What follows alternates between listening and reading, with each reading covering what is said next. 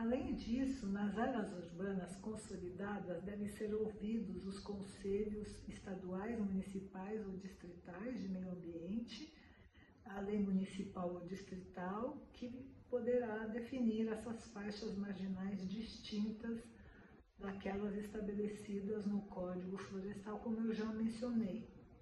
Mas existem algumas regras para que isso se estabeleça. A primeira regra é a não ocupação de áreas de risco de desastre.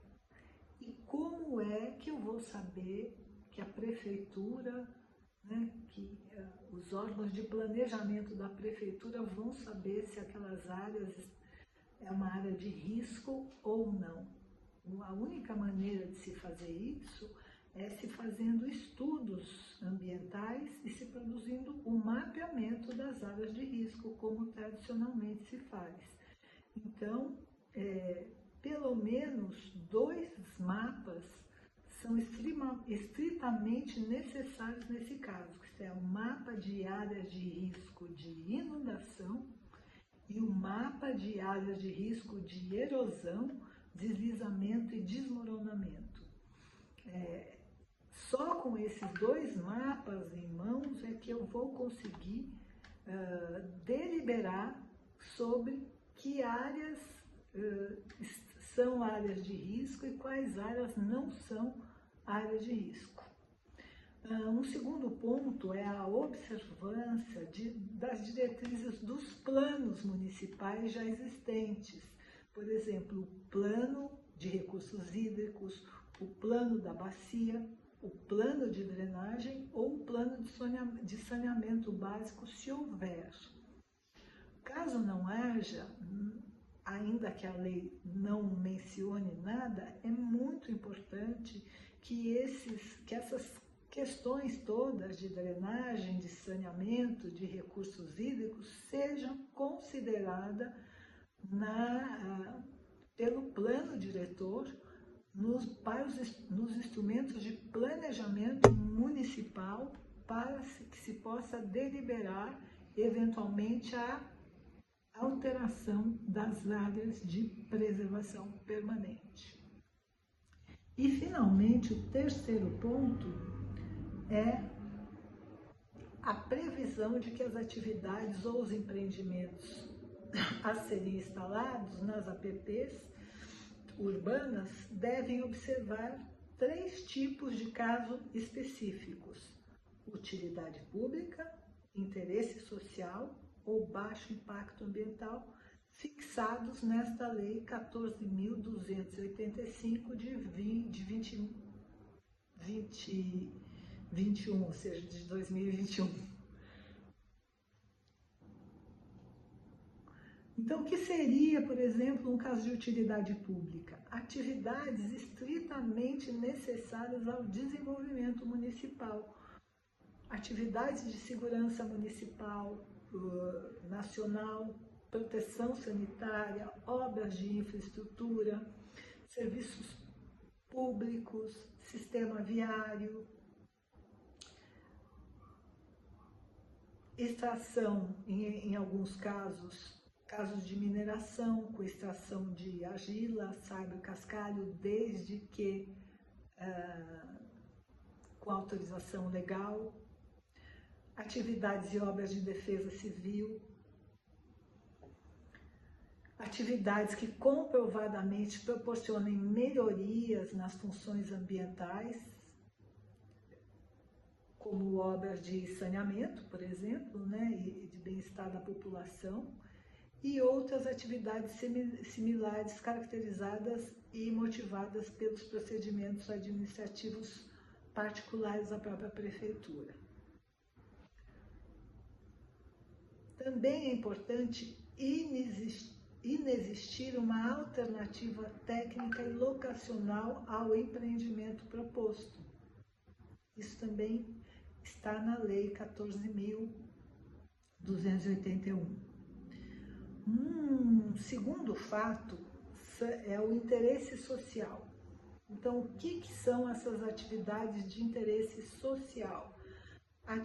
Por exemplo, atividades de implantação de infraestrutura pública destinada a lazer, esportes, atividades educacionais e culturais ao ar livre, regularização fundiária de assentamentos urbanos humanos de baixa renda, né? Por exemplo, favelas, comunidades. Essas áreas, eventualmente, se não se localizarem em áreas de risco e tiverem outras questões ambientais que possam estar impedindo que sejam consolidadas, elas podem sim ser regularizadas pela prefeitura e, nesse caso, também pode haver uma flexibilização, né, e uma alteração dessas áreas de APP. Também atividades imprescindíveis à proteção da integralidade da vegetação, como prevenção, combate, controle do fogo. Eventualmente você pode ter que fazer um acero, não é? Numa área para que um fogo que está vindo de algum local não se alastre por uma mata ou até não possa estar incutindo um risco às populações. Erradicação de espécies invasoras e proteção de plantios com espécies nativas. Por exemplo, a gente vê muito alastramento da espécie leucena, que é uma espécie arbórea. Aqui na Marginal tem muita leucena. Então, por exemplo, se caso a prefeitura quisesse, que eu acho que seria uma coisa muito boa, né, tá exterminando ou erradicando essa espécie leucena, você poderia estar desmatando a APP para estar plantando espécies nativas. Também para a exploração agroflorestal sustentável, praticada por pequenos proprietários e comunidades tradicionais, desde que não descaracterize a cobertura vegetal.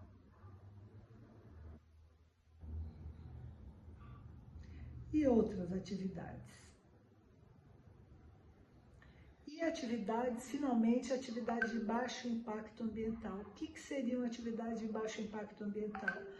Abertura de vias de acesso, de pontes, quando necessárias para a travessia de um rio, de um curso d'água, acesso de pessoas e animais para obtenção de água, ou a retirada de produtos oriundos das atividades de manejo agroflorestal, implantação de instalações necessárias à captação de água, de efluentes, implantação de trilhas para o desenvolvimento de ecoturismo, construção de rampa de lançamento para barcos ancoradouros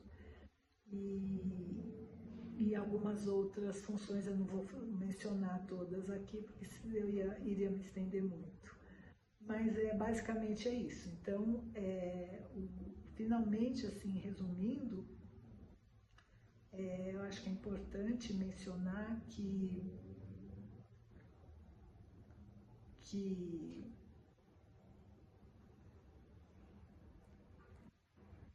a área necessariamente deve se localizar numa área urbana consolidada, demarcada pelo plano diretor do município, que ela deve estar de acordo com os conselhos estaduais, municipais ou distritais de meio ambiente, que não pode ser considerada em áreas de ocupação com áreas de risco de desastres ambientais, que deve sempre estar observar as diretrizes de outros planos importantes municipais e que fundamentalmente devem ser realizadas em casos de utilidade pública, interesse social ou baixo impacto ambiental. Finalmente, que é necessário o diagnóstico socioambiental e detalhado do município e o mapeamento das áreas de risco, minimamente o mapeamento das áreas de risco. Então é isso. Eu agradeço o convite e me despeço aqui.